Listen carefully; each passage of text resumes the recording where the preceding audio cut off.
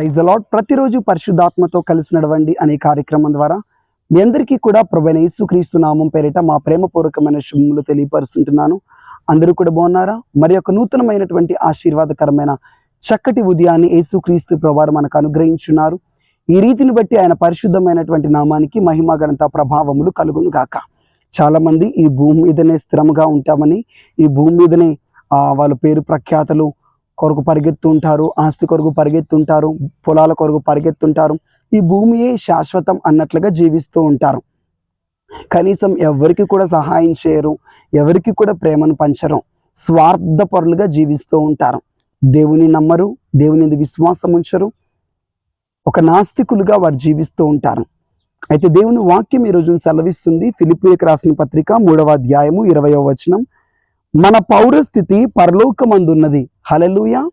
ఇంగ్లీష్లో వ్రాయబడి ఉంది, our citizenship is in heaven. Hallelujah.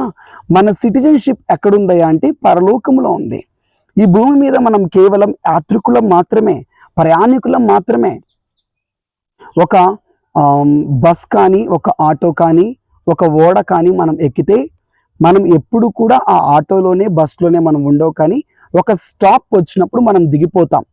Train కావచ్చు, అది ప్లేన్ కావచ్చు, అది షిప్ కావచ్చు, అది ఏదైనా పర్మనెంట్గా మనం ఆ వాహనంలోనే మనం స్థిరంగా ఉండం. ప్రస్తుతం ఈ భూమి మీద కూడా మనం స్థిరముగా ఉండేవారం కాదు.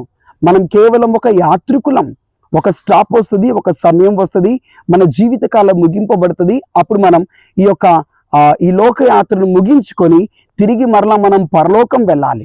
పరలోకం అనేది వాస్తవమైనది. ఈ రోజున వాగ్దానం ద్వారా ప్రభు మనల్ని దర్శిస్తూ మనతో మాట్లాడుతున్నాడు. మన పౌరస్థితి ఎక్కడుండాలయ్యా అంటే పరలోకంలో ఉండాలి.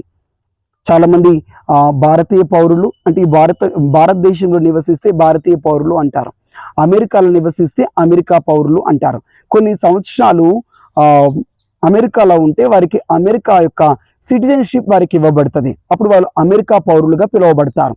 భారతీయ పౌరసత్వం వారికి కొట్టివేయబడుతుంది. ఇండియన్ సిటిజన్షిప్ వాళ్ళకి క్యాన్సిల్ అవుతుంది.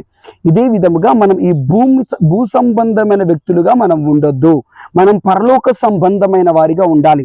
ఇంకా ఈ భూమి మీద ఆస్తిని సంపాదించుకోవాలి, పొలాలు కొనుక్కోవాలి, బంగారం కొనుక్కోవాలి, డబ్బులు సంపాదించుకోవాలి అని చెప్పేసి దేవుణ్ణి సైతం మర్చిపోయి, భక్తిని సైతం విడిచిపెట్టి, మందిరాలను సైతం విడిచిపెట్టి ఈ లోక సంబంధమైనటువంటి వాటి వెనకాల పరిగెత్తకండి. మన దృష్టి పరలోకం మీద ఉండాలి. నేను దేవుని దగ్గరికి చేరాలి, పరలోకం నేను చేరాలి అని seek the Kingdom of God. దేవుని వాక్యం చెప్తుంది, మీరు పరలోకమును, దేవుని రాజ్యాన్ని మీరు వెతకండి అని. యేసుక్రీస్తు ప్రభువారు ఈ భూమి మీద ఉన్నంత కాలము ఎక్కువగా ఆయన దేని గురించి బోధించాడు అయ్యా అంటే కింగ్డమ్ ఆఫ్ గాడ్, దేవుని రాజ్యము, దేవుని రాజ్యము, దేవుని రాజ్యము. బాప్తిజం ఇచ్చి యోహాను తన సువార్తను దేనితో ప్రారంభించాడయ్యా అంటే కింగ్డమ్ ఆఫ్ గాడ్, దేవుని రాజ్యము సమీపించి ఉన్నది అని. యేసుక్రీస్తు ప్రభువారు కూడా తన సువార్త పరిచర్యను, ప్రకటనను ఎలా ప్రకటిస్తూ దేనితో ప్రారంభించాడయ్యా అంటే దేవుని రాజ్యము సమీపించి ఉన్నది. వారి నోటితో వచ్చిన మాట ఏమిటంటే కింగ్డమ్ ఆఫ్ గాడ్. యేసుక్రీస్తు ప్రభువారు బోధించినటువంటి బోధనలలో ఎక్కువగా తను ఉపయోగించిన ఉపమానాల్లో ఎక్కువగా తను చెప్పుకుంటూ వచ్చిన దేని గురించి అంటే kingdom of God, heaven, heaven, heaven, పరలోకము, పరలోకము, పరలోకము అని. ఇక ఈ దినము నుంచి మన దృష్టి ఈ భూమి మీద నుంచి పరలోకం వైపునకు త్రిప్పబడాలి.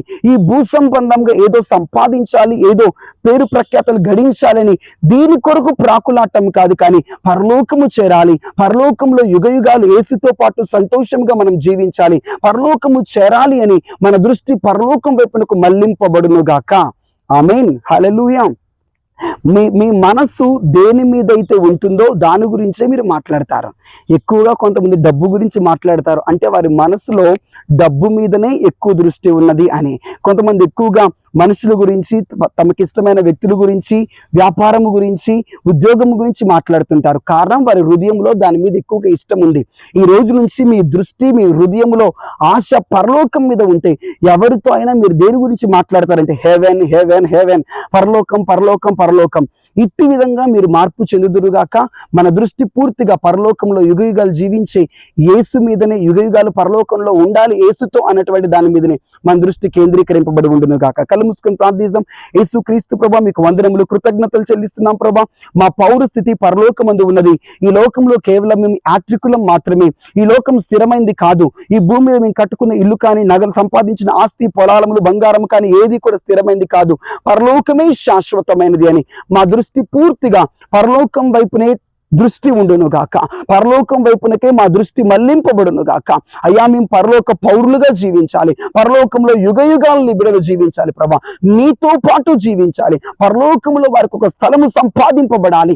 అక్కడ యుగయుగాలు నీతో పాటు జీవించే కృప వారికి అనుగ్రహించి ఈ దినమంతా కూడా ప్రభా క్షేమమును, కృపను, కాపుదలను, భద్రతను, వారు చేసిన పనులలో క్షేమము, ఆశీర్వాదము, అభివృద్ధిని, వారి బిడ్డలకు ఆరోగ్యము, శక్తి, బలమును మీరు దయచేసి నడిపించమని యేసు నామములో ప్రార్థిస్తుంటున్నాం తండ్రి. ఆమెన్. Praise the lord.